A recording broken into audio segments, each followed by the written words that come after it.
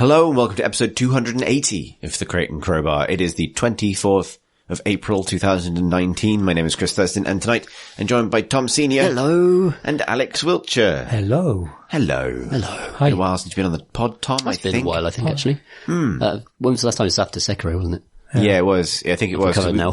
We did miss a week, but then we had obviously all the Sekiro. Yeah.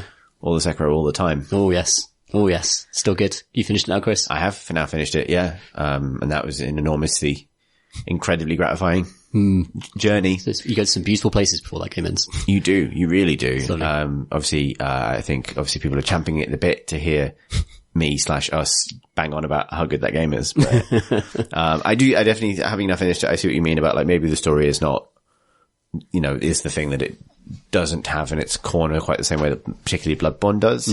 But at the same time, I still really, really enjoyed it. And,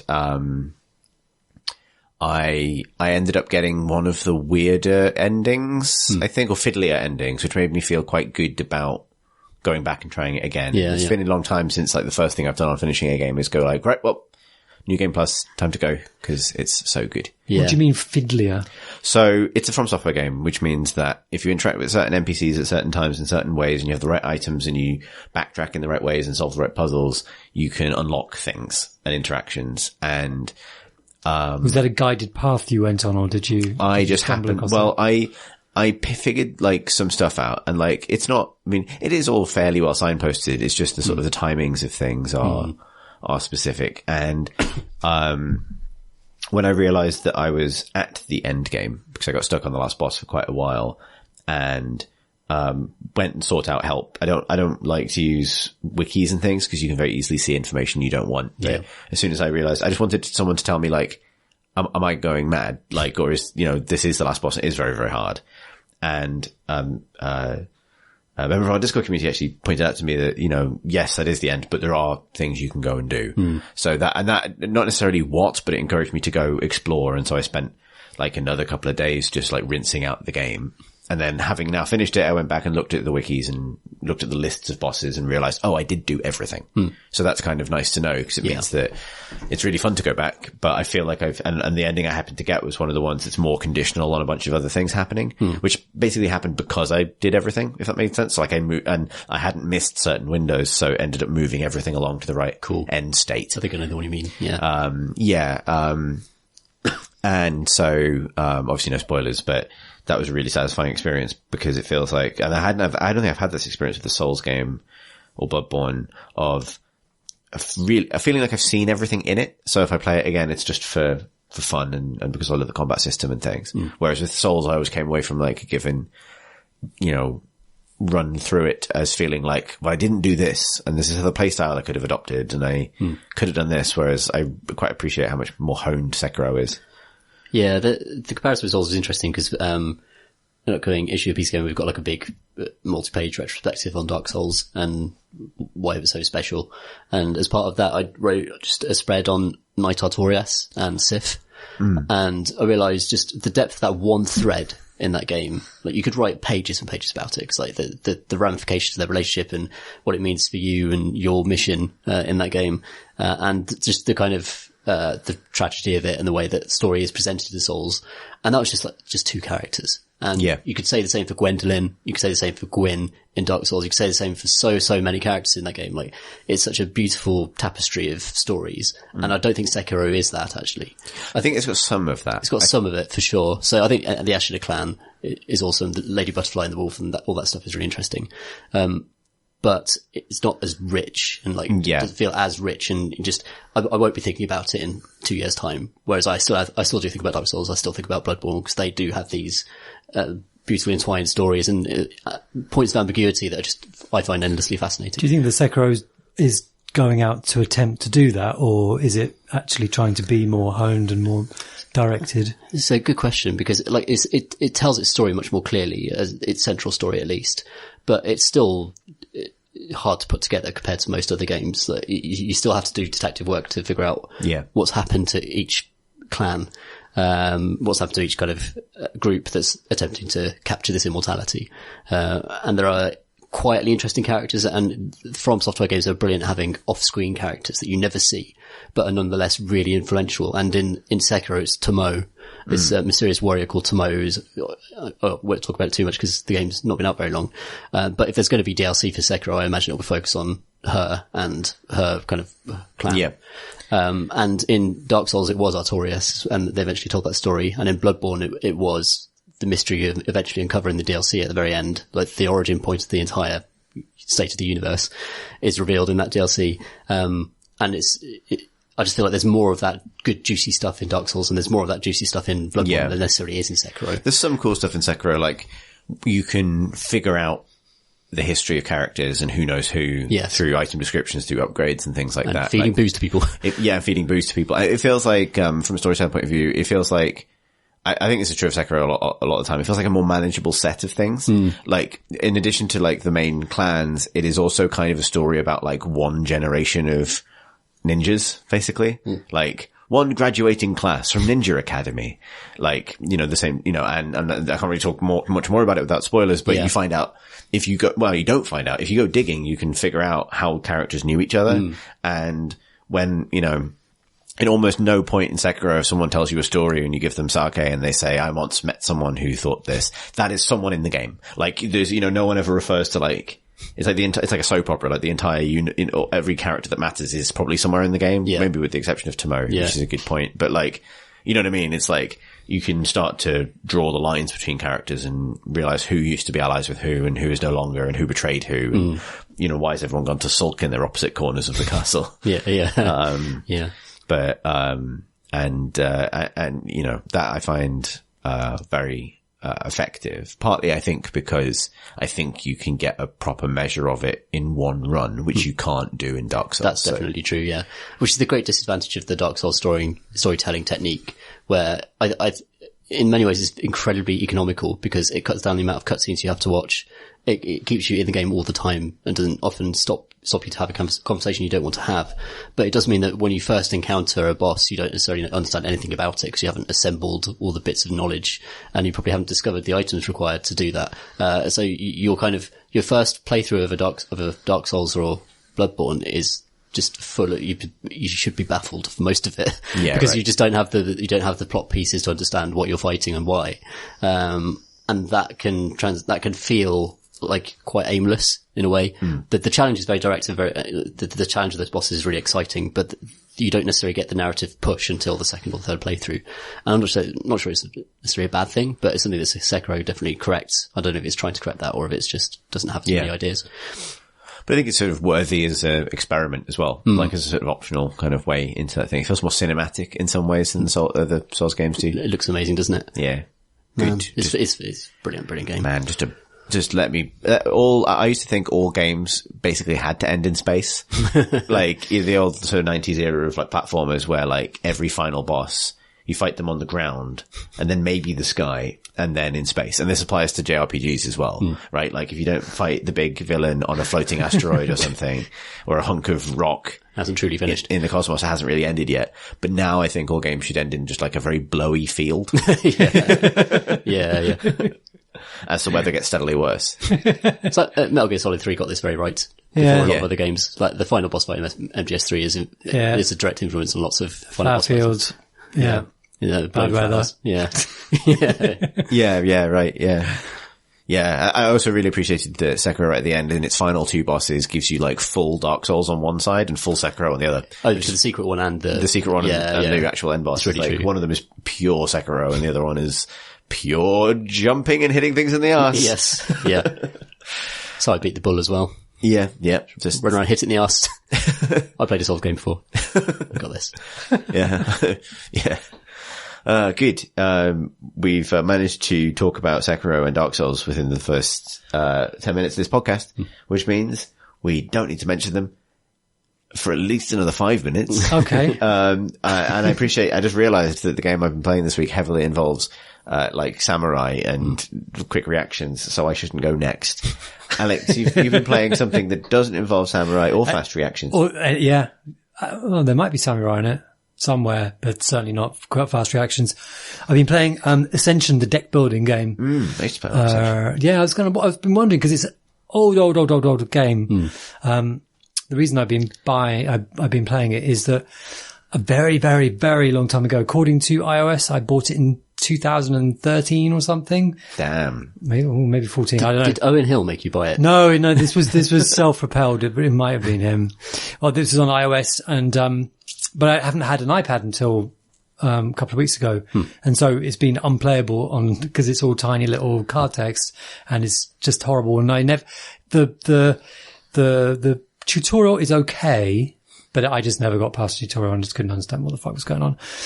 But with a new iPad, that I just wanted to use, I finally committed to playing it and fucking hell, I love it. It's good, isn't it? It's really good, really good. I don't really know. It's not a game that's kind of hit as kind of, it's not as mainstream, like Magic the Gathering and stuff like that is kind of so much more visible. And I don't really know what its relationship with those games is. So yeah, like I haven't played Ascension properly in a long time. I used to play it loads on my old iPhone. Right. Like probably 2011, 2012 kind of time. But what separates it from Magic or something is it's much more of a sort of, deck building collection game rather so this than is, it's a game, playing game. Like Slay the Spire developers have said that it's a strong, inspiration for them, and I can completely see that because you build your hand over the course of the game, which means that you're constantly making decisions over the cards that you pick up. Yeah. And that is really nice because I don't like deck building as a thing to do outside of the game because I just am lazy and can't be fucked to go through all of the cards and imagine how they might be used together and then test them and then, that doesn't work and go back. I like the doing it on the fly and realizing as I go along thing. I just find that so much more, involving and exciting and interesting. So this is, I'll try and describe it really succinctly and not boringly, but it's a little bit fiddly and weird. So I might fail here, but, in this game, there are two currencies. There's fighty currency and there is, buying currency, or like sort of money, money currency. Fighty currency will defeat, monsters and money currency will buy you heroes and constructs. And the end of the game, the player with the most honor wins, and honor you earn from fighting monsters, but then also lots of the different cards will also grant you, honor for certain circumstances, in certain circumstances. The cards that you're choosing from are dealt into the middle of the board, of the table. You're playing against another player and you're both able to select on your turn cards from that central thing. The cards will cost different amounts of fight or money, depending on what they are. And these cards, once they're in your hand, in fact, monsters are actually sent into the void, into a discard pile. So they don't actually go into your hand, but once they're in your hand and you're dealt 5 of them at the start of your turn, they will grant you different amounts of fighty things and money things. So, what that really amounts to, the important thing about that is that, it's really good dopamine fit. Like it's just, every hand is a dopamine wash of delight as you kind of hope for a certain card that you've selected in the past and you hope that that's going to come up. And you hope that, and the card design is really interesting to create these little machines of kind of you play this card and then in this particular order, and that means that you can max the amount of money that you can get because this leads to that, and then you get a new card, and then you get that card leads to this, and it's just sort of like sometimes you can go through a turn and you just more and more cards are going up and you're buying more and more stuff as you're going along, and it just feels so good. But mostly, there's a lot of luck in there because depending on what cards come up in the middle and the order in which cards come up in your hand as they toss up, like, it can feel when I started playing, it definitely felt very loose. And I've talked, Francis into, to playing this, and I think he's a little suspicious of it at the moment. I don't think I've quite I don't think he's had a great experience with it yet, but I got over this hump of the random feeling of it, like, and now I'm in control now. Mostly because of these things called constructs. Basically the relationships with cards are quite subtle. Like, they don't feel very substantial when you read them, but once you see them in action, like, you know, there's a set of cards called, Mechana, and they do things like, one of them is very expensive and it says, treat all construct cards as Mechana. Now, construct cards are cards that when you play them from your hand, they sit then permanently or semi-permanently. Other players can cancel them out, but they sit, and provide a constant effect for every turn. And, Mechana have these very subtle effects where if you get enough of their constructs in play at once, you get these chains of effects coming on where you're suddenly able just to buy shitloads of cards and like, oh my God, I didn't realize this might happen by having these, and you're just like gathering them all up and it feels great. That has loads of expansions, out, maybe 6 or 7 different expansions. Loads of them now. There's one that only came out like mid last year as well. Wow. And they all introduced these mental new rules. They feel like, what the hell have they done with the rules? And learning those, you just feel like you don't know the game at all because it's a completely fresh set of cards. Some of which are actually sort of similar effects to others, but there are these extra sort of mechanics working on top where you're kind of dominating and, temples, which will affect, like, give you permanent effects over your stuff, or like fate cards where when they're dealt into the middle hand from the shared pile, suddenly an effect is suddenly given to both players and like, oh, remember to discard, and like all sorts of things are going off and firing off as a result of each other. So it feels really mechanical, like you're in control of a machine, which I think is the best feeling when you're playing something like Slay the Spire, like where things are happening as a result of decisions you made in the past, with a nice dose of chance to really fucking get the dopamine glands pumping. I like the theme as well. Like it's sort of, I played variants on this that you can take on different things, particularly when your goal is to actually acquire resources and things. I can't remember what it was called. There's like an Arctic survival exploration, not variant on Ascension necessarily, but on the same sort of idea. Yeah. But Ascension's got this sort of weird, like tarot deck, it's a high fantasy tarot deck thing where it does feel like, I sort of like that about card games where, you know, you can feel like you're kind of playing with sort of magical elements or sort of a grammar of kind of sorcery. Whereas it helps that the art is all very distinctively one artist. So it's got this sort of woodcut effect, and everything's a bit kind of like eyes are too big and kind of a bit off center, and like it has a very woodcutty feel. It's a little John Blanchy. I don't know John Blanche. Yeah, sort of Warhammer artist of old, did a lot of the more grotesque kind of sort of drippingly Baroque kind of Warhammer stuff. It's not quite that, but it's like, if you know, obviously, but it's got a similar sort of ugly, compelling fantasy vibe, but far more new agey, I would say. Yeah, it's definitely a lot of new age going on. Yeah, it's got a sort of late Led Zeppelin album cover feel. It's very but I love that stuff. The story stuff is quite interesting as well. Like in the first, like the original release, like I think there's some devil fallen angel guy that's kind of called Samuel or something. Yeah, who's going to destroy the world or something, and you've got to basically amass a load of heroes that are going to take him down. And Samuel is one of the cards. He's a monster Samael, card. Right? Not Samuel. Samuel. Yeah, Samuel. And like he's just one of the very expensive monster card, and like midway through the game, it's likely you're going to be able to have built a hand that can take him down. And that's really nice. And there are story elements to the expansions, which kind of just continue the saga of whatever the weird, ragey fantasy bullshit that's going on. But it means that the cards are embodied, like they embody this, like, so there's like, Samuel.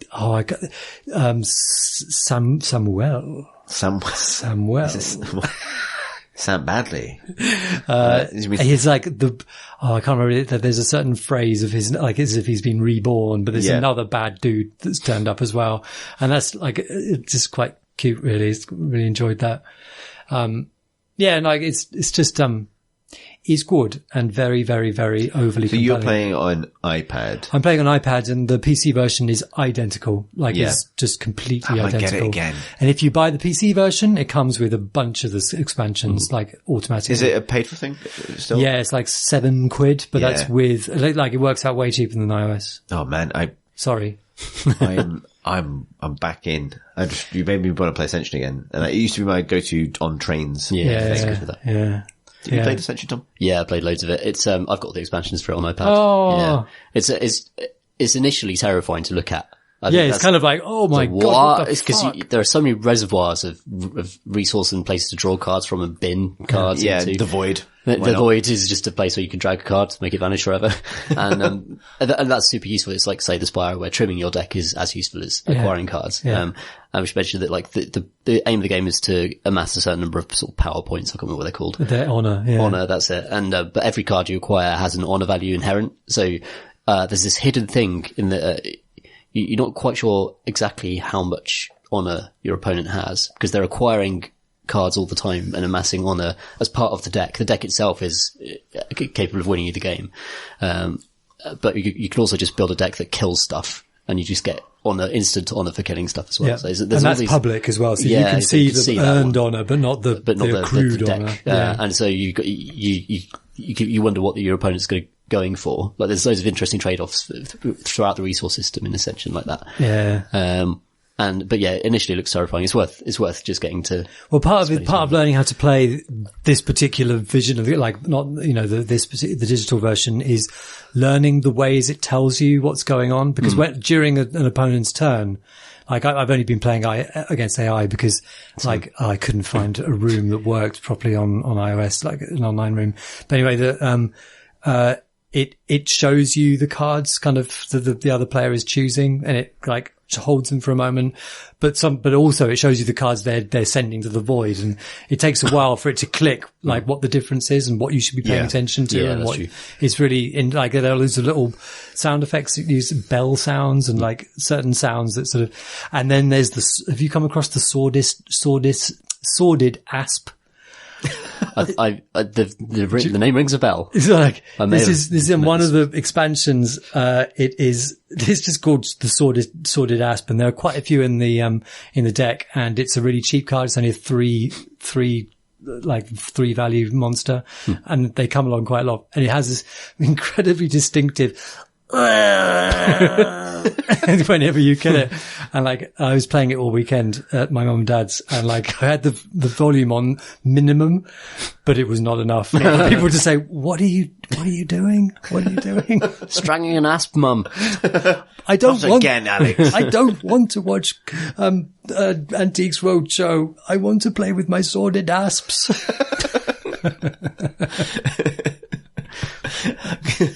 Because when he says Sordid Asp, I don't know if I've played with the expansion that that's in. I did sort of imagine, like, a kind of carry-on asp, like a sort of, like a, snake. And actually the sound you made is not miles off that.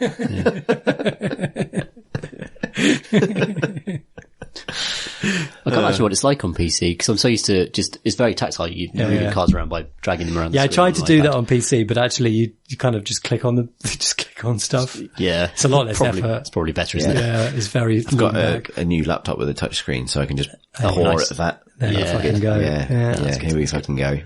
Good. Oh, yes. Exciting. Good. Yeah. So I'm right up to the minute with this ancient game. Yeah. Tom, what minute are you up to? I've also been playing on iPad this week, though this series of games is also on PC, and it's the Room series. I recently finished the Room Old Sins, which is the fourth one. Old Sins of the Sordid Asp. And this, thanks for the episode title, Alex. The Room is a game about, poking boxes and watching magical things happen. And it's a puzzle game. On all games, Tom. I wish that more games are like this. It's about beautiful, impossible puzzle boxes that you stroke and plug things into and then watch them unfurl into new puzzle configurations that you then poke at.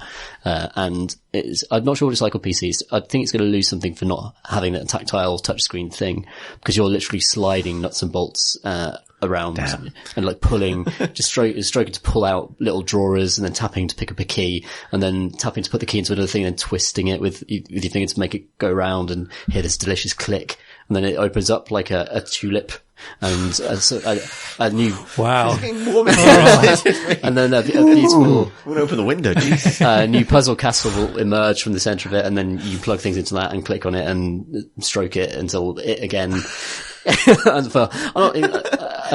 This is like the inverse and equal opposite to you describing Slay the Spire. Yeah, this is less intentional. But for a game to so sometimes we have these discussions about violence in games and why violence is so satisfying, and why it's just the default thing that developers often go to as a concept, because the win state is obvious and the actual moment of victory is so clear. I'd push the Room series forwards as an alternative to violence, of a series that creates an almost equally satisfying sense from just opening a drawer or solving a puzzle gently and watching something respond to your actions. Yeah. And there's something so, I just wish these beautiful puzzle boxes existed in real life. I think it taps into the part of my brain that loves miniatures as well. Yeah. Because they're all these tiny, just beautiful, intricate things, that I wish existed but could never exist. Cause there's a lot of lovely brass and knurled mahogany, wasn't it? Yeah. And just kind of, just like something you'd find in a abandoned Victorian mansion. But then there's this also kind of sinister undertone to it, and there's actually a story to it, and you're messing with dark forces, and you start wondering who built all this and for what purpose, and there is actually throughout all 4 games an ongoing narrative to it, that is just gently there in the background, and it makes for moments of occasional just genuine creepiness where you'll be looking through old photographs, and then you've got like a magic lens you can look at things through, and there'll just be like a figure in the background, a sort of misshapen figure, and you won't know what that is, and it'll be the key to solving a puzzle, but it's never explained explicitly. It's just like some sort of darkly horrifying thing that's happened in this place and left its mark. And it's quietly a horror game as well, which is brilliant. And it's such a peaceful, satisfying series that I felt like it'll never get the kind of column inches or the press that a bigger game will, because its aims are so gentle, but the pleasure and the fantasy it wants to simulate is just so pure.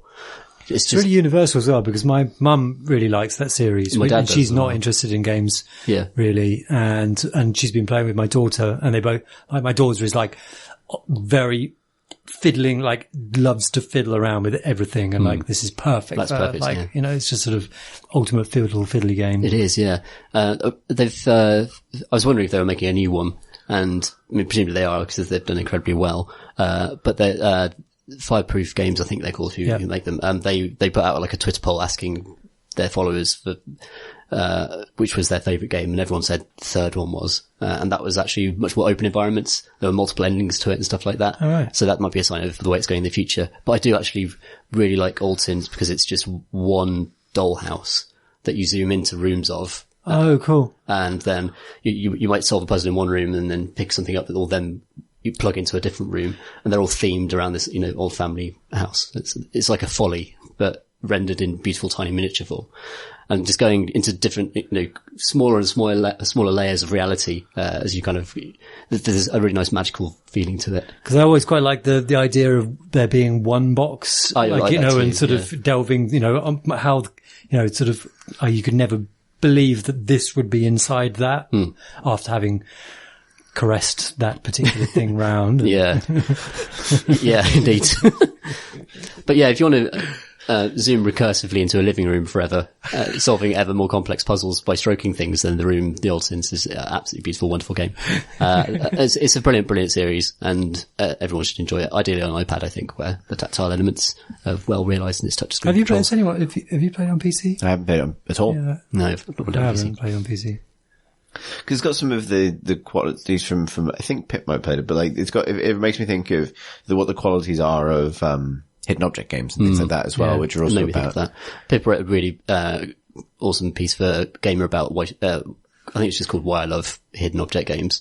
And it was, a genre I've been previously quite dismissive of. And then reading that, I suddenly realized that actually I love this in games all the time. What these games do is simple, but very, very deeply satisfying in a way that I'm definitely going to download loads of those games now on my iPad, now the room's done. Yeah. And enjoy that. Something quite, just the simple pleasure of finding things and plugging one thing into another. Cause the room is never hard. Like the puzzles aren't difficult. They're just memory puzzles. It's just like, oh, do you remember this shape from this other room? Now you picked up a plug that is that shape, and that's pretty much as hard as it gets, really. But I wouldn't want it to be any harder, because part of it is this kind of lovely frictionless feeling of solving stuff until the mystery's over. And yeah, I think it's some of those hidden object games definitely do that as well, by the sounds of it. A lot of it's basically tidying. You're sort of, and I think maybe that's why it's satisfying, is a lot of those puzzle games is, as you say, it's putting things back. It's finding things that don't belong in an environment, or this key actually goes here, and unlocking the next interaction. Not the real tidying involves like your kitchen refolding out and revealing a new aspect of itself or something, but has some of that satisfaction of just resolving something and watching the pattern kind of come together. Yeah, and it's the very, very, very simple thing of hearing a button go click and then whirring mechanisms and then seeing something happen I think that's just an inherently pleasurable thing. You got it right. Click. Yeah. It's just, it's mechanisms doing mechanism things is a sort of art. Yeah. And I love that.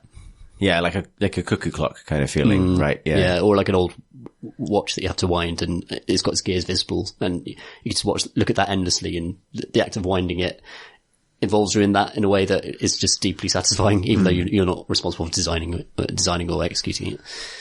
Yeah. Yeah, that's really interesting. But it kind of speaks a little bit, I suppose, to how like touchscreens brought back like sort of tactile design for interfaces and things, because people just don't like it if it's purely digital or you know, sort of, reveals the reality of like a microchip. Basically, this powering things. You kind of want to see the things move. How often do you get frustrated with the way that it translates a certain movement in 3D space in the game to the touchscreen? Because my experience is sometimes like, I can't get this thing to move because I don't quite understand the movement I need. It's very occasional. There's certain things with like camera perspective. So when you're zoomed in on an object, you will rotate a camera by stroking against the grain almost to spin it around. But then if you're just looking around a place, it would be 1-to-1. Your finger moves left and your vision moves left. And I think there's something quite jarring about the way that it shifts between those perspective controls, depending on what you're looking at. I mean, sometimes you're not quite sure whether you're focused in on an object to spin around it or not. And other things are like rotation along a plane, like an ambiguous plane. So if you're at a tilted angle to like a key, like it's fine if the key is directly, you're looking at the back of the key as it's going into the device and you just spin around it with your finger. But if it's at an angle, you're not quite sure what shape to trace to get that key to turn. But normally the game's very good at kind of giving you the viewing points that you need to understand what a mechanism is supposed to do.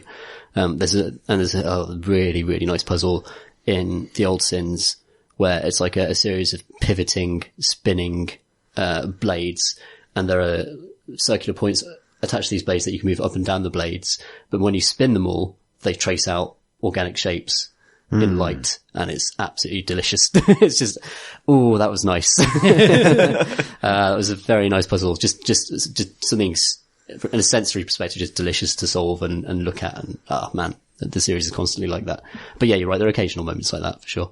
And occasionally it's a bit too much of a memory puzzle.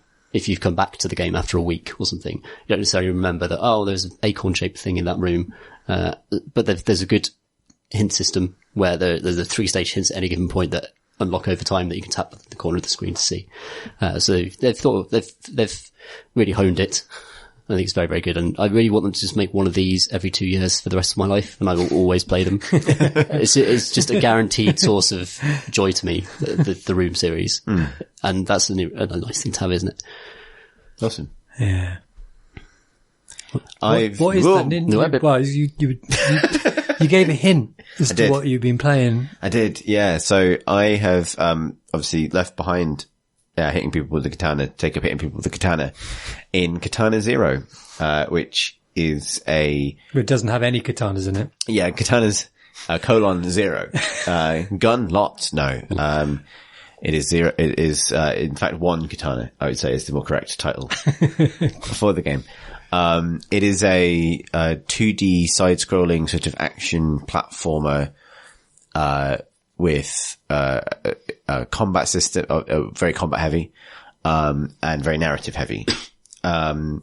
If I was to describe it quickly, I would say it's a cross between Hotline Miami, Stealth Bastard, which is a bit of a deep cut maybe, and, with elements of a character action game. Pick your character action game, probably, so it's a cyberpunk kind of world-ish, like sort of cyberpunky, sort of, more modern, like not very far future cyberpunk. In fact, I think I maybe mostly get the cyberpunk thing simply from there's a lot of neon in it, really. It's the shinobi thing, presumably it's going for. Yeah, I think it's the street samurai thing. Like, actually, you are kind of like a street samurai, and there are a few things in it, but there's not loads in it that puts it in a sort of futuristic sense. There are some sort of sci-fi elements, but like, it's got a very sort of 80s sort of neon, look and soundtrack. A lot of like VHS effects and things when you pause and during certain like, color separation and those kinds of effects. So I would put it in somewhat the same wheelhouse as Hotline Miami. I find it really interesting so far. I saw people sort of raving about it, and I think and it seems to have done well on Steam, and I think it's earned that. The way it basically works is you are a samurai, who is on a series of very highly murderous kind of missions. This is structurally quite similar to Hotline Miami in the sense that you can go back to your apartment between these missions and receive your next target in specific circumstances, but I'll get more into that because it's quite deep narratively. When you're actually in a mission, it's kind of stage by stage in a particular location. So the idea is you can see, you have a weird relationship with time. This is something that's addressed in the story. But, when you're actually playing the game, you are never actually, in danger because your character has this ability to see the future, which means that what your job is to determine a course of action that will get you through the environment. And then once you've successfully done it once, you see effectively a replay, but it's actually the time it really happened of the character then doing that. So the idea is, use your precognitive ability to determine a perfect way through like a combat challenge. I mean, it's an aesthetic thing, but it's kind of a cool conceit. Like you don't ever really die because it's just future dying. It's just like, well, it's like in this timeline I died, so I'll go back and I'll try it a different way. Yeah. You can sort of run and jump, sort of wall jumping stuff you'd expect. A very quick katana slash attack. The ability to pick up and throw objects, which again, very Hotline Miami. Pot plants and knives and stuff. No other weapons, but you can deflect bullets if you back at people if you hit them in the air. And you have a dash roll with a big invincibility frame in it, which is used for various things. And you have a recharging ability to slow time. And it's really stylishly presented, and the task is basically just get through the level with this toolkit. And there's some puzzle stuff. There are ways of like, there's a sort of light stealth system, so enemies kind of can't hear in certain circumstances and kind of can't see, smoke bombs and stuff like that.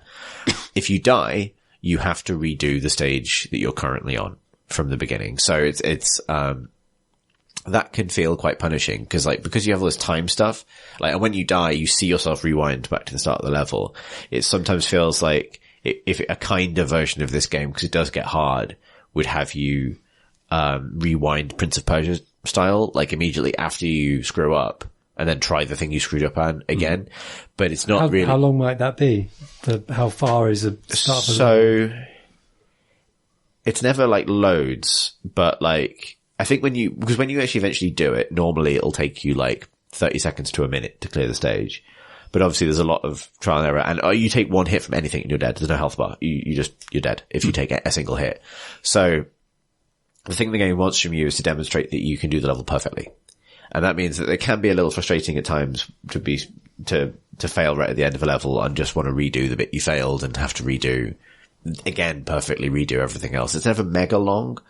And I've made progress through it at a fair clip. I don't think it's an especially long game, but, it can be frustrating, I think, to be sent back to the beginning to do stuff you've already done, particularly because sometimes there's a puzzle element or like a timed element in the level that you're kind of in sync with, so you can't necessarily skip ahead too far.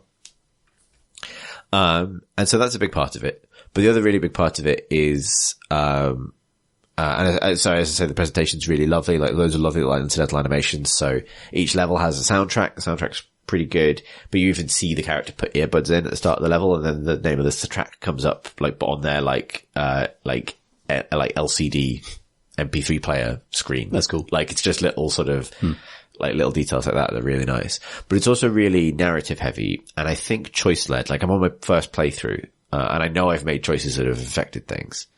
So it's been interesting to sort of figure out how that works, because, you have dialogue and dialogue options that occur throughout missions. It has a system where when you first get given, when someone starts talking to you, a bar starts to fill up underneath there. It's all text. And actually its presentation of, dialogue through text is really good. Like, things are sort of like typed in front of you in the cadence that the character is saying them. And occasionally it will use sound effects, fonts, color, or animation to indicate the tone of voice, even though there's no voice acting. So someone shouting at you might have like a glass breaking sound behind every word, like smash, smash, smash, smash, as the words appear. And it's really cool. Like, it effectively, like, gives tone, like color changes and things like that. Like, at one point a character is sarcastic to you, and you can tell this partly because of the way it's written, but also because the words appear in like a rainbow of colors that wave up and down as they're said. Like, go wah, wah, wah. We're not quite, but it's like, it's the visual equivalent of a wah, wah, wah. And it's like, that stuff's really cool. Anyway, when someone starts talking, a bar fills up. And some portion of the bar, and it varies from moment to moment, will be red. And if you press, and then you're given one dialogue option, which will also be highlighted in red, and it'll basically be shut up. And this is like the skip dialogue option, but it is an option. Rather than like skipping ahead through the dialogue, if you hammer A or whatever to keep going, your character will immediately say, shut the fuck up, or like, tell me what I need to know, or whatever. But that has quite severe consequences, because if you wait until it leaves the red element, you'll get more options. So the longer you wait, the more options you get in some cases. It's a bit punishing to people who don't wanna, I suppose. Well, it is a story game. Like, and that's the thing, is like, it's not load up a mission and do it. Like, in fact, its save system, sometimes will put you back towards, behind all the cutscenes at the start of a level. You make choices in pretty much every level about what you're going to do. It's a branching story tied to a kind of Hotline Miami style sort of action game. And, which, you know, it feels like something that you maybe play through a couple of times, but the purpose of it really is the story, not the combat system. Which is, it feels like actually it has some similarities with Hotline Miami 2, which I hated, but it does a lot of the same stuff far more successfully. It has some really cool, like, it uses the UI and the presentation. It's, you know, every aspect of it is played with in order to tell you the story, basically. You hang out in your apartment and you go to sleep and you have dreams and things, and those dreams change and shift based on what you think is happening, that you then tell another character. And I don't obviously want to give spoilers away, but it's really kind of stylishly done. And it seems to let you make choices that are quite significant. Although I don't know, because I'm still playing through it. The only thing, you know, the story is about, like, you know, it's not, well, it doesn't really open up what it's about. It's got this sort of like, you know, it's a pretty grim world, and it's, you know, you are killing a lot of people in that world, and it's sort of, and you don't really know why, and it plays with that in interesting ways because of your relationship with time. The only thing I would say about it is it has, I think, a nasty streak that I'm a bit tired of. It does the, you know, similar to, Hotline Miami, it has a little bit of that sort of video nasty, sort of, like kind of grindhouse feel to its story. You know, you fight through like, you know, warehouses and, a prison and stuff, but also like a movie set, which has a lot of that kind of like, sort of exploitation cinema kind of feel to it. It doesn't do anything that I think is as egregious as the, rape scene at the start of Hotline Miami 2 that everyone hated because it was pointless. But it gets a little bit closer than I think it needs to. So, like, consider this, like, functionally a content warning. Like, it's quite grim. in places. Like there are characters that are just really nasty, and it's not necessarily pleasant in those moments. And I was a bit disappointed because it actually has some quite elegant storytelling in it and some really nice little moments and some nice character interactions and things like that. Yeah. And it seems to give you meaningful freedom to determine how you feel about stuff, even in those nasty moments, which is good. Like you are not locked into being a murderous nihilist, but you can choose to be one if you want. But I still my issue with it is not necessarily that violence or threat of violence is something games can't do. It's that it's been done so much. Like one of the characters is you get the impression like a Russian mobster who brutalizes people. He tortures people, brutalizes women, and it's like, I've just seen that character in so many cyberpunk books and movies and games like this now that I'm not really interested. And when you're first introduced to that character, it's in kind of a mystic, well, what's their deal? And then the more I found out about what their deal was, the less interested I became, because you'll be going out to kill him at some point. Well, and it goes to those places and, but actually, but then there's presentation stuff in it that's like consistently really genuinely surprising, which is really, really cool. Like, I don't know did either of you finish Hotline Miami 2?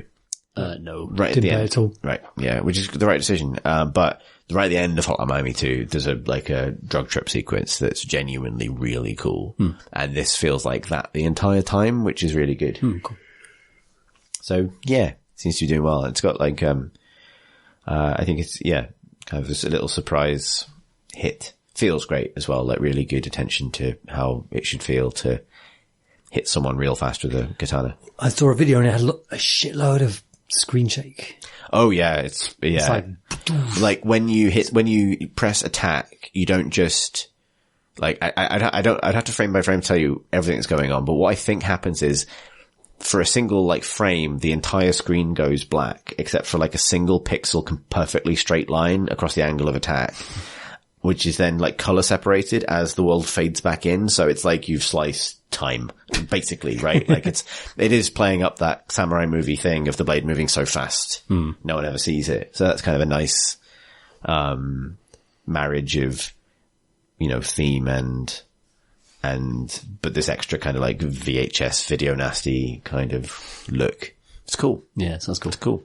Shall we do some questions? Yeah. Love questions.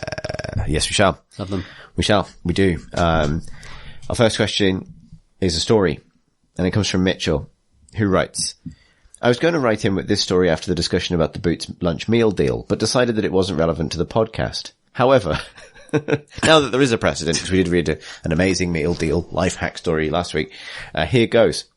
Years ago, students, my friends and I were playing D&D and naturally decided to order pizza. Looking at the pizza place's website, we found a number of value meals and combos, but also realized that they could theoretically be combined in a variety of absurd, though technically legal ways. And so it came to pass that 4 computer scientists / astrophysicists in training opened up some spreadsheets and spent the better part of an hour doing only what can be described as pizza math. The sheer intensity of the mental math gymnastics was far beyond anything we'd encountered in the school system up to that point. When we arrived at the store for pickup, the cashier could only squint at the receipt for almost a minute and then shake his head in incredulity as he handed us 4 large 3-topping pizzas for approximately the price of 1 medium cheese pizza, saying, I have no idea how you got away with this. We met up again the next week and they had changed everything about their website. Thanks for pizza, everybody. Mitchell. Excellent. Yeah, well done. Simply. They show these opportunities are out there. Yeah, I just love them. Yeah, like maybe they have to employ, maybe there was a period at which sort of game interested kind of min-maxing kind of minds were pitted against the takeaway pizza industry. Yeah. But now they've started hiring those people into their, into their pricing systems. It's like casinos, how they get people to come and try and break casinos in order to establish their security. The same has obviously happened to the meal deal sector. Clearly. Yeah. Like just people like this. I find pizza deals particularly, they're very, very Byzantine, aren't they? Yeah, they are. Like, it's probably one of the most bizarre elements of like day-to-day modern capitalism. Like, because like nothing else is, I can't think of another thing that's quite as changeable and sort of mercurial as that. Like, I haven't until recently eaten a fair amount of takeout and I've stopped because I don't want to die. But, you know, I have a lot of respect for the pizza place that will simply tell me the price of the pizza and then let me purchase the pizza for that rate. Whereas if you go into like the Domino's website at any given time, and we accept this as normal, and is it normal to be confronted with essentially an array of rules, essentially like rules modifiers for the price of everything on the menu in combination? It's practically fucking Ascension. It's like this costs this unless you already hold this card. Like if you have the chicken combo, then this medium pizza is actually half as many money points. And no fight points. You can either have 3 medium pizzas or 2 large pizzas. Yeah. Which do you get? You can have 1 large gluten-free pizza or 2 medium, but gluten-y pizzas. The entire thing is designed to obfuscate the fact they just charge too much for pizza. Yeah. So it's like basically a piece of bread with some sort of cheap shit on the top. If they make you work hard to get £10 off a £30 pizza, you stop questioning why the fuck it was £30 in the first place. No, it's like, I got £20 off this single absurdly pizza. overpriced piece of bread. But the markup must end up about the same. Cause like, I think about like, there's a like independent pizza place which charges like, let's say £5 to £8 for a pizza, which is expensive to some extent for what you're actually buying, which is dough and tomato and mozzarella and some toppings maybe. But, you know, like everyone kind of accepts, I think, that range as like, that is the cost of a medium pizza, pretty much £5 to £10. And if you do go through the deal system, you will ultimately end up spending that pretty much. And I wonder whether or not it's necessary to do this shell game with the actual cost of bread. Because you feel good. You feel like you've, like Tom said, you feel, solve the mystery. hey, I don't feel quite as awful for going on the Domino's pizza. That makes me feel worse. Website. It makes me feel worse. Like if I add chips because I want chips, then like I feel like I kind of I don't feel like I was coerced. Whereas if like I can get this pizza cheaper if I get it with wings, now I have wings. Like, you know, that, I don't know, that whole thing is sort of, I find it faintly sort of, like my agency's being co-opted, and then I feel guiltier about the entire endeavor, if that makes sense. Fair enough. Like I fed myself into the pizza pipe. Yeah.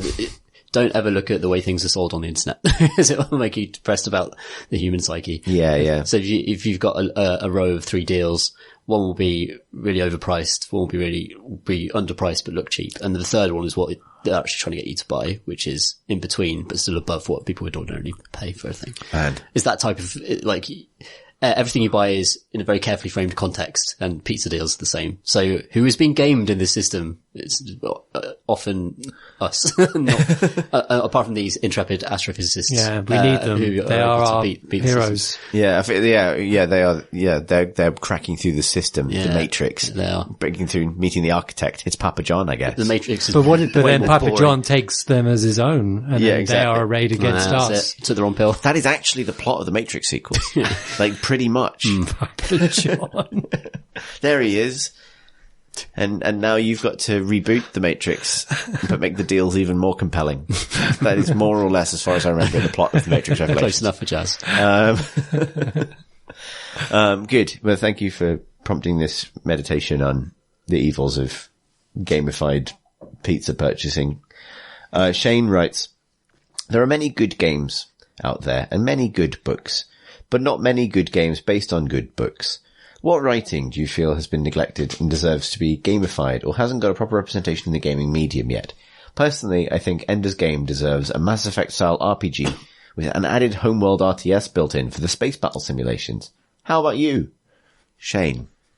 You can't make a game out of Ender's Game because it's fundamentally children beating the shit out of each other for a whole book. Like, you forget how young the kids are in that. Like, they're 12 and they're pushed into Mortal Kombat. There's a bit like where Ender just snaps a 12-year-old's arm across the back of a plane chair towards the start of that book just to prove his dominance and that he's going to be a worthy competitor for the rest of the thing. You can't do that in a video game. Yeah. You can barely do that in a movie. I'm surprised there wasn't a game made for that Ender's Game. But what would you call it? Ender's Game. Ender's Game, the game. The game of the motion picture. They should have called it Ender's Movie, really, shouldn't they? Maybe it's because the genre in which an Ender's Game would fit is just not popular enough for Hollywood children kicking the shit out of each other, Mass Effect. Like, it just doesn't sell Mass Effect. I'd love the SEO around, if an Ender's Game had multiple endings. Imagine the beautiful articles you'd get to write about unlocking the multiple endings to Ender's Game, the game, the movie of the game. Ender's Game, ending game. Your game ending. Well, Ender's Game, yeah, the end game. It was an MMO, yeah, the end game of Ender's Game. Yeah. So they should have done it, is what we're saying. They exactly. Made a game around it. I'm trying to think. I feel like, as much as it's tempting to wander off into like, sci-fi fantasy to find universes that haven't been like, ported across, there are plenty that surprise me. Like, I'm surprised there's no Wheel of Time game that I know about. Like, it's surprising that we're getting to that point and that doesn't exist. I don't know. I think I would like, I would like a game of the, sort of like, I don't know, why isn't there an A&M Banks sci-fi game? Thinking about it. Like, I would play the Culture Stellaris game, but I feel like, or like, I don't know, I keep thinking it would have to be like 80 Days or something, but I would play that. Yeah. I'd do play something similar set in M. John Harrison's sci-fi as well. Or there has been some Rama games, but I think that you could do more Rama games. Yeah. Imagine like a modern version, a modern engine doing Rama as the cylindrical zoo, basically. Rama Tycoon. Yeah, build Rama. That's cool. Yeah. I'm trying to think. Like, I think my mind goes to sort of like hard SF because I think games are good at it. And like, there are obviously, I'm reading The Essex Serpent by Sarah Perry at the moment, which is a wonderful novel, but I don't desire to see it made in game form unless it was like a really delicately handled character drama or something. But even then, some things are good as books and bad in other mediums. But I wonder if Foundation's going to get a game given the TV show coming out. I don't know how they're going to make that TV show. Yeah, Jesus. Because like, we're going to ditch the entire cast every chapter and fast forward 500 years. Yeah. But I also have no idea how you would make that game other than Civ, right? Like, right, yeah. Likewise for like Red Mars, Blue Mars, that series. Yeah. But again, like, there's literally a game based on Mars where you build cities. But it's funny, because I think that sort of games have pretty much filled in all the kind of spaces that books go into. But books obviously sort of, do their booky things with like real proper characters and stories and stuff. Whereas games those Mars books, though, like, there's so much you couldn't do because they're based on real world existing cultures and how they will clash in the future.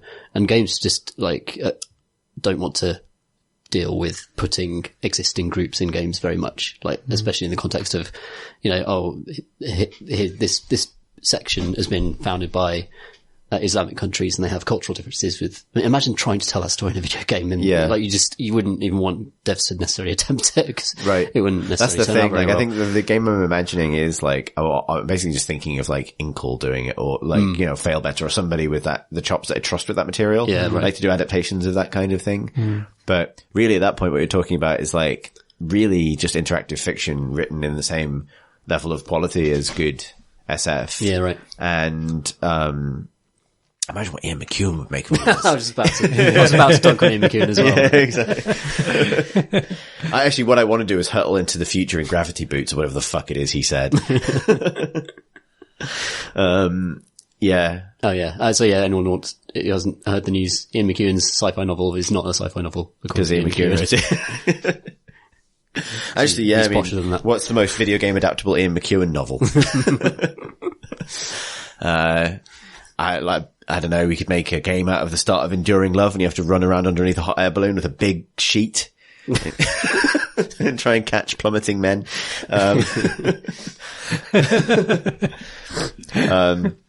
Mostly it's just a game where terrible things happen to other people and you as a middle class British dude have to press X to consider how this really affects you the most. What was the Ballard book that was adapted onto film? Was it The Tower or something like that? It was The film made barely any sense, but it would be a good Die Hard style scaling floor by floor type game.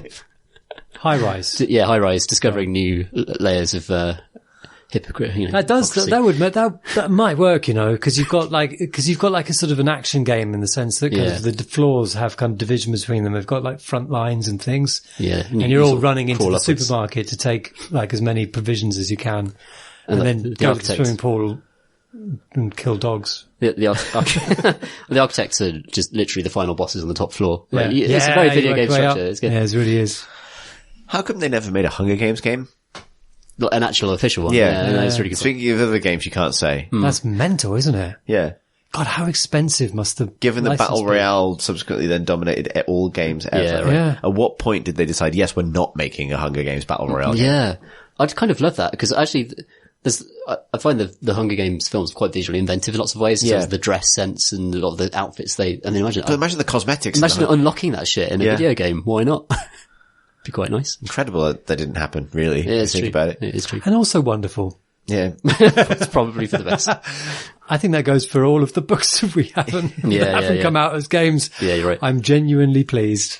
I mean, I can't, you know, I think we're all probably guilty of kind of thinking, I'm reading this thing and it'd be brilliant if it's a film to have all the heart and life fucking bled out of it. Yeah. But like, that is the truth that, I don't know if this counts as a book thing, because I'm back on my bullshit again and trying to think about Warhammer games I wished existed. But now that it's coming to an end, I'd fucking play the shit out of a Horus Heresy era galactic strategy game. Oh yeah. Like, that's a good one. Try and win the heresy. Win the heresy one way or the other. Yeah, that's cool. That's a really great idea. Like, you know, with the politics system and all the big characters and things, like pick a Primarch, try and win from their position. Has there ever been a Horus Heresy game?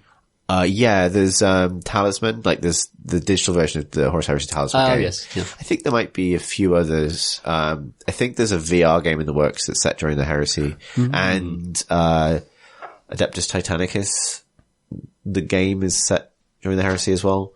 Yeah. But there's nothing like as robust as those novels, and the novels are what really makes that, not the lore as it necessarily pertains to. That's true.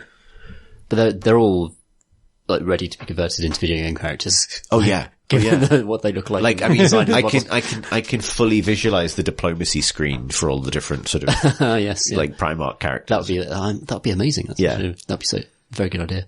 Yeah. I don't want that. Damn.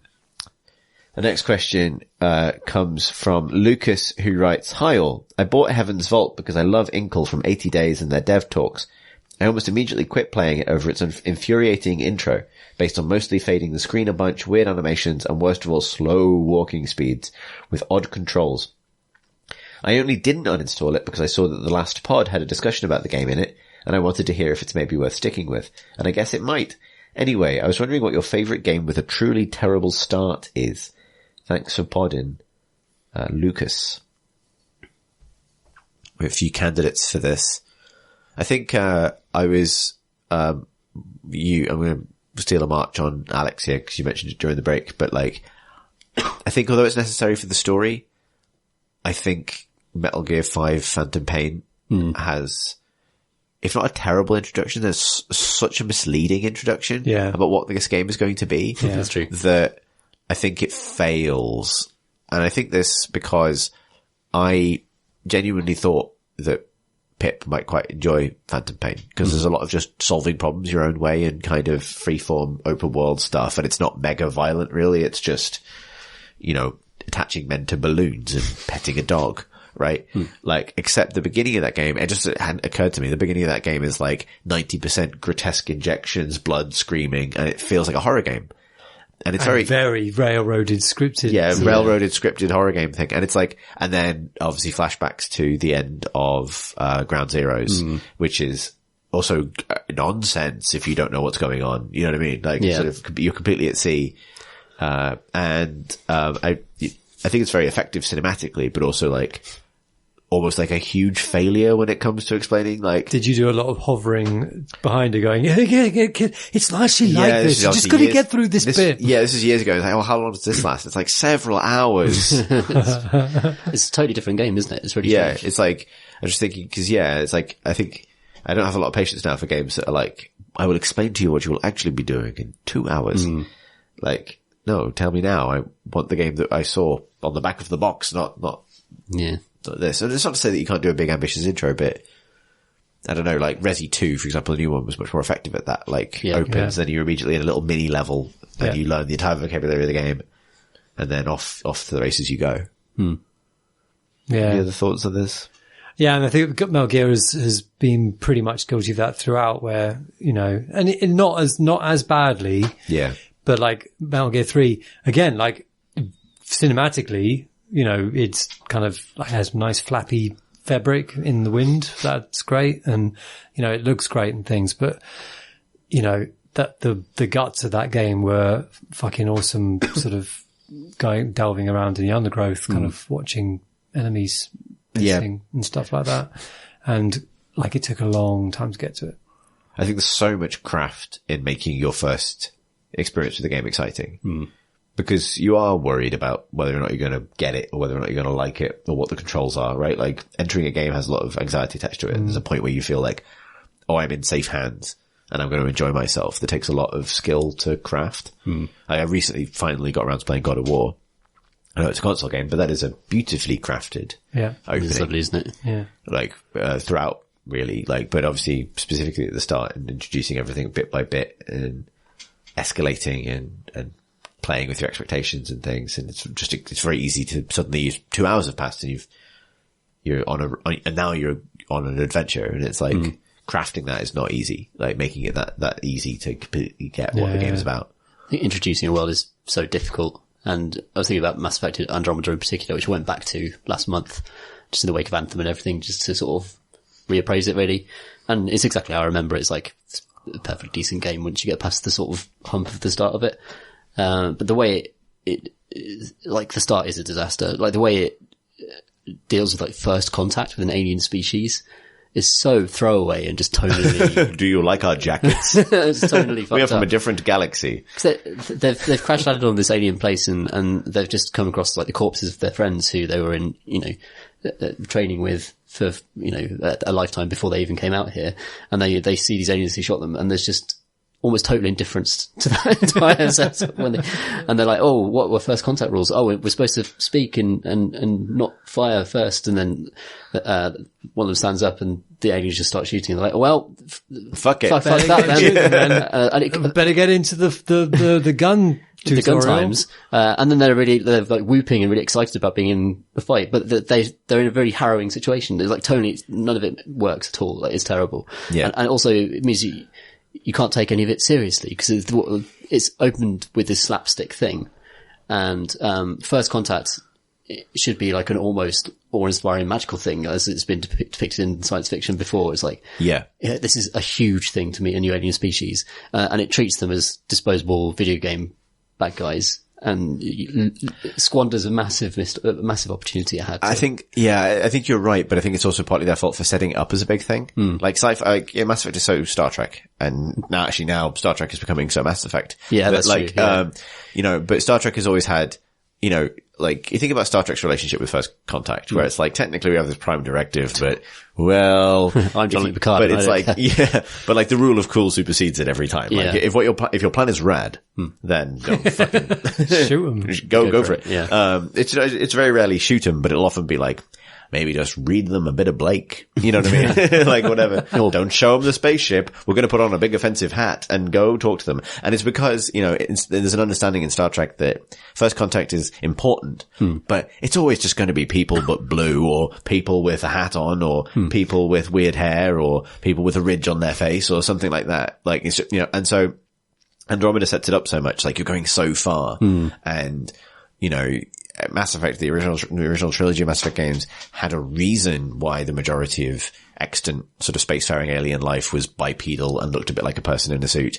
It even bothered to explain that to some extent. And so Andromeda set itself up to fail when it's the first aliens you encounter are like, yeah, we're Klingons. Total goons. Just so you know. Yeah. Like, total goons. and it probably would have even gotten away with it better if it's like, Oh, they're bipedal. They speak language using mouths on what is recognizably a head. They're carrying what is recognizably a gun, and their camp is full of waist-high cover. It's fine, guys. First contact rules are off. This is barely first contact. Yeah. They're all friends. Yeah. The very Open fire. similarities. Yeah. It's just that the premise and the execution never... Yeah, they don't line up at all. Don't line up in the first few hours. Once you actually start establishing settlements and kind of going from planet to planet, and you meet another alien race that are actually far more established and chill, yeah. And it became a meme to ask people about their, history and culture. But the trouble with Andromeda is that you can't do that for the main alien race in the game. That's the enemies. The Ket. The Ket are just... they're just nothing. Yeah. Considering they're the things you're mostly interacting with in this supposedly amazing new galaxy, it's just a big fundamental, it makes me, how you're supposed to buy into the rest of the universe. Yeah. This fundamental. As soon as you start getting like the sort of ancient tech and the pirates and like, stuff like that, then it sort of branches out and becomes so much better. But like, there's just nothing that interesting about the Ket, really, particularly compared to other Mass Effect villains that have always had a better reason to do whatever they're doing. Yeah, and there could at least been more of an illusion of being interesting in the first 3 hours. Yeah. It's more like we're talking about openings, particularly laying down the rest of the game. And because, again, you're on rails for that opening in Andromeda with some little bits where you branch off. But it's largely just, go from cutscene to cutscene and shoot things. And the rest of the game is a lot, not so much like that at all, really. So it's just a misjudged opening, isn't it? When you consider stuff like even Dragon Age 2 did a better job with far less far fewer resources. You've got your family and, I won't describe what happens, but there are things that happen initially that give you reasons to be interested in the group that you start the game with, and that doesn't happen in Andromeda very much. Yeah, despite the family relationship stuff and everything else. Again, it's just your brother's in a box. Yeah, sorry. For fucking ages. Yeah. And you're supposed to care about that, but it's man in a box, isn't it? Yeah. And oh no, Action Dad. Yeah. Completely predictable Action fate of Action hilarious. Dad. Yeah. Exactly. Shame though. Shame. Yeah. But nonetheless, a great game after a certain point. Yeah, it does get good.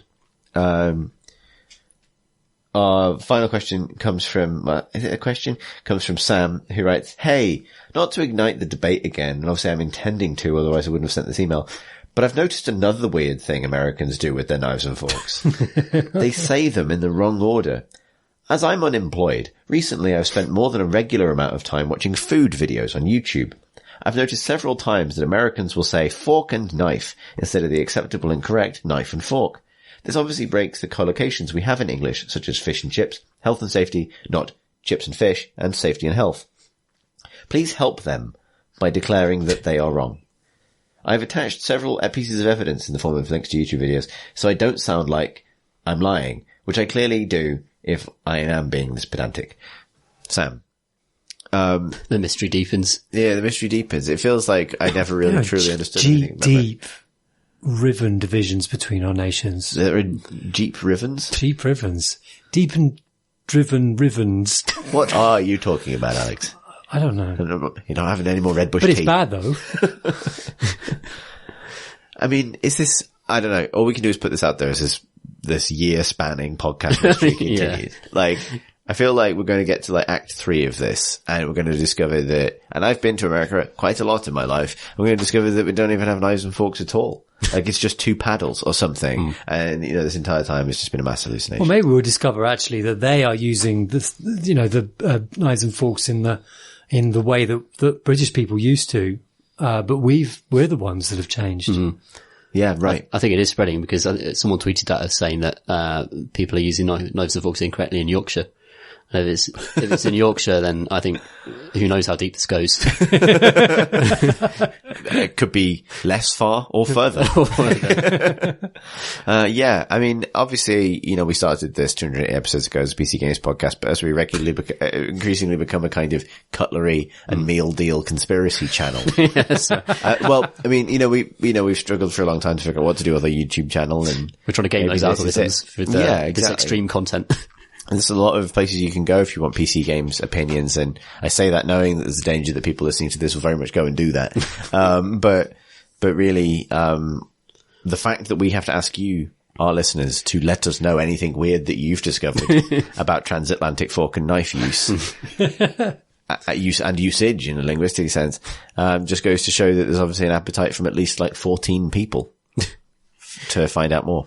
If you say knife and fork or fork and knife, based on where you live, let us know, because I guess you're going to. I'm enjoying this saga. Good. Oh, no, yeah. Alex, you were about to say something. But he wasn't.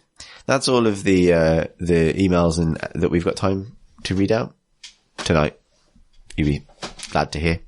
If you would like to send us an email or a tweet for next week, you can do so by emailing us at questionsandcrateandcrowbar.com or tweeting us at Crate and Crowbar. You can find our community on Discord, link in the show notes, and on our website at crateandcrowbar.com. And we have a YouTube channel, which will soon become the,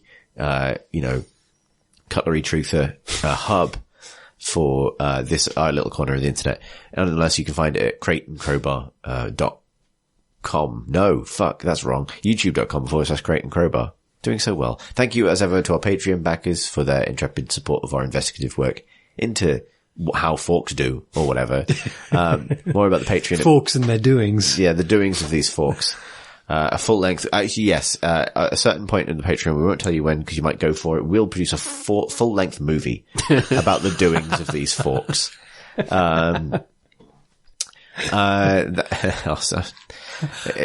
patreon.com/crateandcrowbar. You can derive a lot of these URLs yourself, be honest, at this point. At this point. Yeah. It's the doings things in Awesome Well. It is an Awesome Well quote. I mentioned it on the last podcast, but it's my favorite. It's my favorite thing. It rang a bell.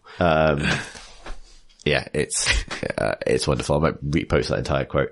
Again, if you would like to follow us on Twitter as individuals, I'm on Twitter at CThurston. That's CTHURSTEN. I, Tom Senior, am at PCG Ludo, which is LUDO. And I, Alex R, am at Alex R. Alex. Oh, Alex. Oh, The red Alex. bush is really getting to me. I am on the Twitter at rotational ROTATA. Oh. That sigh at the end. Just plop in whatever vowels you think are appropriate. You'll find him. Alex just failed the QuickTime event where he spells his own Twitter name. Oh. I guess that's it then, isn't it? I guess it is. Thanks for listening, everybody.